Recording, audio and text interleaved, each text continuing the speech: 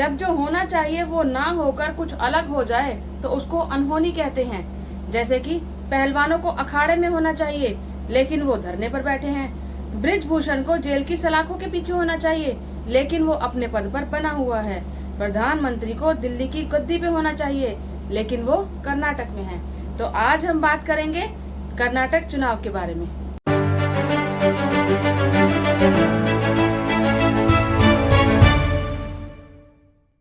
Hello and welcome दोस्तों, मैं वंदना और आप देख रहे हैं लीगल चॉइस। दोस्तों, कर्नाटक के विधानसभा चुनाव का कुछ ही समय बाकी रह गया है।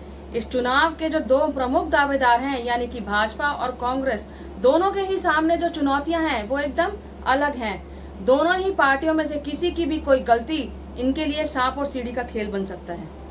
चुनाव की तीसरी दावेदार जनता दल भाजपा और कांग्रेस में से किसी के भी लड़खड़ाने का इंतजार कर रही है ताकि वो किंग न सही किंग मेकर तो बन सके।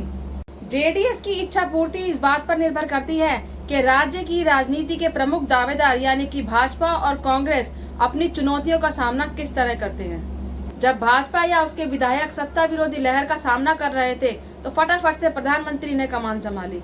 पहले तो मन की बात में खूब रोए, ऐसा लगा जैसे ये कोई प्रधानमंत्री न हो बल्कि किसी कुनबे की कोई छोटी बहू हो जिस पर सास, बहू, देवरानी, जेठानी, जेठ, ससुर सब मिलकर अत्याचार कर रहे हो और वो बेचारी कुछ न कर पा रही हो। हालांकि भाजपा के नेता वहीं जाकर रोते हैं जहां हार का डर हो या फिर हार उन्हें निश्चित दिखाई दे रही हो। आपने देखा होगा हिमाचल का चुनाव, जहां नड्डा से लेकर अनुराग तक सब मंचों पर रो रहे थे, लेकिन जनता है सब जानती है, दिखा दिया ठेंगा। अब अगर ये पैंतरा भी न चले तो भाजपा दूसरा पैंतरा अपनाती है, वो है हिंदू मुस्लिम, चाइना पाकिस्तान, मंदिर मस्जिद। तो कर्नाटक में जब रोना धोना नहीं चला तो अमित शाह ने अपनी एक जनसभा में ये भी कहा कि कर्नाटक में अगर कांग्रेस की सरकार चुनी गई तो वहां सांप्रदायिक दंगे होंगे। अगर कांग्रेस गलती से भी आ गई, बहनें मेरी बात खास सुने, कांग्रेस घटती में भी आ गई तो ऑल टाइम हाई करप्शन होगा, तुष्टीकरण होगा, ऑल टाइम हाई परिवारवाद होगा और कर्नाटक पूरा दंगे से ग्रस्त हो जाएगा। यानी कि खुद ही बता दिया कि चुनाव हारने के बाद दंगे कौन कराता है। शाह के अलावा भाजपा के और नेताओं के नैरेटिव में हिंदू मुस्लिम या चाइना पाकिस्तान का होना, इससे पता चलता है कि राज्य में किस तरीके से चुनाव जीतने की कोशिश हो रही है। अब हम ये जानने की कोशिश करते हैं कि कर्नाटक के जो 5 करोड़ से भी ज्यादा जो वोटर हैं, उनके दिल और दिमाग को जीतने के लिए राजनीतिक दलों के सामने क्या क्या चुनौतियां हैं। 10 मई को होने वाला मतदान अब ये तय करेगा कि अगले 5 साल तक कर्नाटक में किसका राज होने वाला है।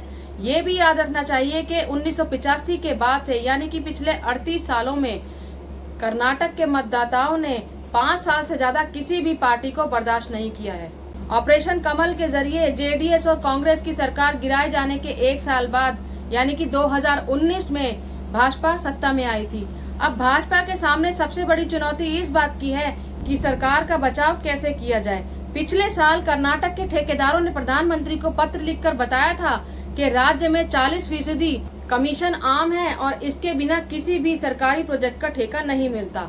यहाँ पर जवाब ये होना चाहिए था कि इस पर लगाम लगाया जाएगा, लेकिन प्रधानमंत्री ने कहा कि 80 के दशक में तो ये 85% हुआ करता था।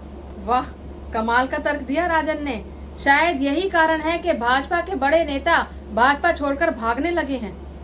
भाजपा के पूर्व मुख्यमंत्री जगदीश शेट्टार और पूर्व उप मुख्यमंत्री लक्ष्मण सावदी के पार्टी छोड़ने के बाद भाजपा के अहम लिंगायत नेताओं ने लिंगायत वोट बैंक को लेकर बैठक की, यानी कि भाजपा का एक बड़ा वोट बैंक भी कांग्रेस की तरफ जाता दिख रहा है।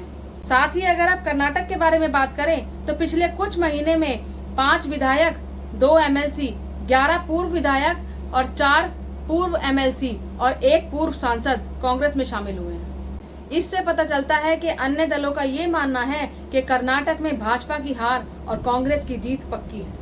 ऐसे में एक बार अंधभक्तों की बीएस येदियुरप्पा से उम्मीद जगी थी, लेकिन अमित शाह ने ये कहकर इस उम्मीद को भी खत्म कर दिया कि चुनाव से पहले किसी को भी मुख्यमंत्री नॉमिनेट नहीं किया जाएगा। दूसरा, सेना में भर्ती की अग्निवीर योजना से नाराज युवा भी कांग्रेस के खेमे में जाते दिख रहे हैं। भाजपा ने शैक्षणिक संस्थानों में हिजाब पहनने, विवादास्पद शासक टीपू सुल्तान के खिलाफ मुद्दा बनाने, अल्पसंख्यक कोटा समाप्त करने जैसे कई मुद्दे उठाए, लेकिन कामयाब नहीं हो सकी, जैसा कि अयोध्या राम मंदिर को लेकर यूपी में हुई थी। ऐसे में मोदी ब्रिगेड को ये उम्मीद होगी कि फैंसी ट्रेनों को हरी झंडी दिखाने और छोटे शहरों में हवाई अड्डे खोलने की जो उनकी आकर्षक चाल थी वो कामयाब होगी, लेकिन वो भी धराशायी हो गई। तो ऐसे में भाजपा ने अपने कैबिनेट मंत्रियों की फौज कर्नाटक में उतार दी। लेकिन कर्नाटक के नेता और जनता शायद अंधभक्ति से बाहर आ गए हैं, क्योंकि बोक्कालिगा हो या फिर लिंगायत समर्थन, फिलहाल कांग्रेस का पलड़ा भारी है और ये कोई अनहोनी नहीं होनी होती नजर आ रही है। तो ये था मेरा कर्नाटक चुनाव पर पूरा एनालिसिस। आप इस बारे में क्या राय रखते हैं मुझे कमेंट बॉक्स में जरूर बताइएगा। मेरी इस वीडियो को लाइक कीजिएगा, शेयर कीजिएगा और मेरे इस चैनल को सब्सक्राइब जरूर कीजिएगा। जय हिंद, जय भारत।